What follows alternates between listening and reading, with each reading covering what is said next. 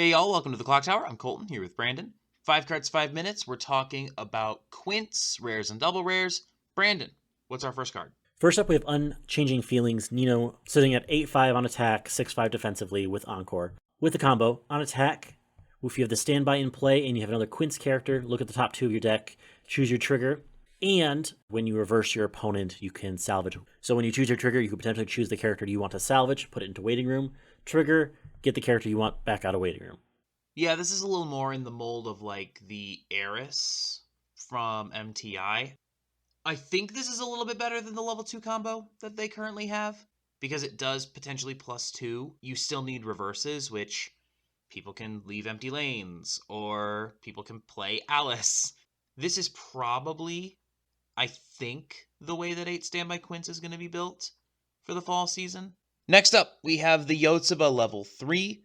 If you have 3 or more quints characters in your memory, gains 1,000 plus the ability to pay 2, pitch 2 on attack, burn 2. On play heal, combo, pay 1 if it has 3 or more characters in memory. You can deal 2 combos with bar. Very expensive. Like if you're going to try to pay 2, pitch 2 on top of the pay 1, deal 2. The pay 1, deal 2 is great rate, but it's also not enough to really close beyond 3-0. If you want to get the extra burn, though, you need an additional 2 stock at the start of turn. So 9 stock for 4 burn 2s might be a little bit too much for this to really work.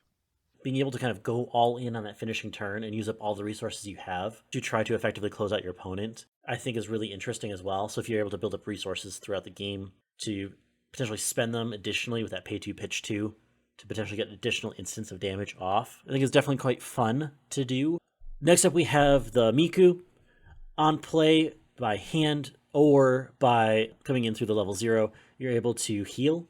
The combo itself is pay 1 on attack. As long as you have 2 or more other characters, you can Icy Tail. If you have a bunch of markers underneath, you can deal damage twice. Notably, you can only burn 1 if there's a climax in that Icy Tail, not dependent on the number of climaxes revealed. So at most, this is a pay 1, burn 1 twice, but you get markers relatively easily throughout this set. Best case scenario with this is that your opponent is compressed and you get to burn 1 6 times, get a refresh point, and then you only have to stick 1 actual swing.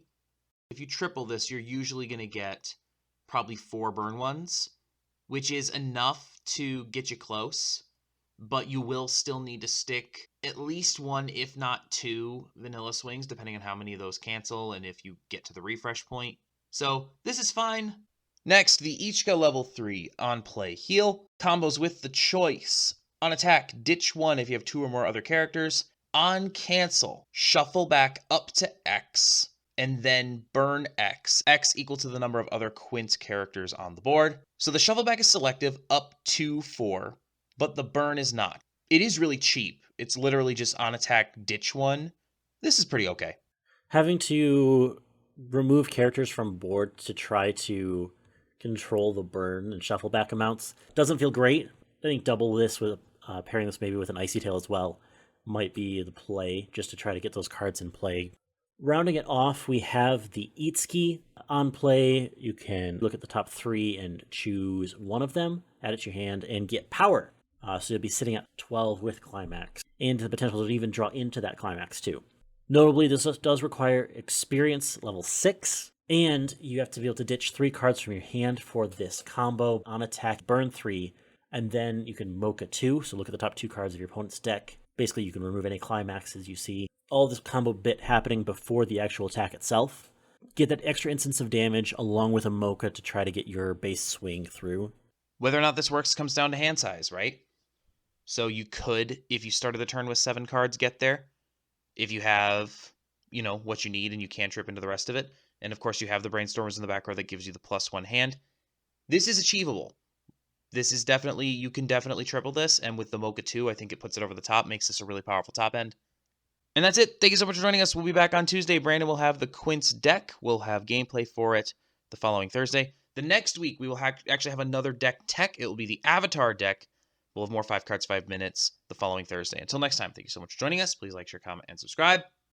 And have a good one. We'll see you then.